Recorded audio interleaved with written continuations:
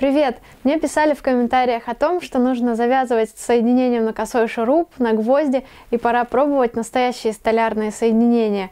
Так что сегодня я буду пробовать собирать ящик на соединение ласточкин хвост. Ласточкин хвост — это сложное соединение, оно требует опыта, сноровки и хорошего инструмента. Так как у меня ничего из этого нет, то я решила приобрести хороший инструмент. И выбрала себе японскую пилу и магнитное стусло для выпиливания хвостов. Надеюсь, эти инструменты помогут мне сделать качественное соединение ласточкин хвост. Итак, приступим.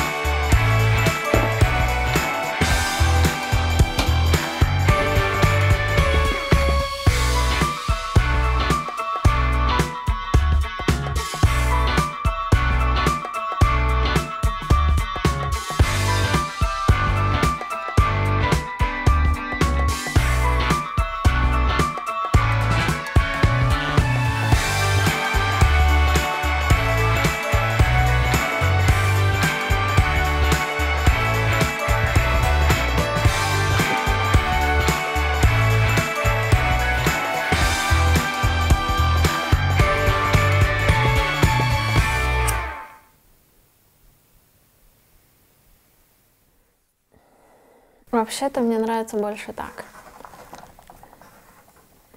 Мне понравилось делать соединение на ласточкин хвост. Это было интересно, познавательно и приятно. Также мне понравилось использовать мои новые инструменты и удобные приспособления. Они достаточно упростили и ускорили мой процесс.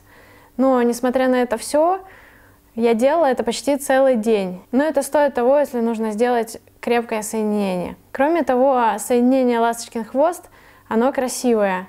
И поэтому я думаю, что я буду использовать его в декоративных целях. А также я буду использовать его как альтернативу вязанию в старости. Как как-то тупо ушла.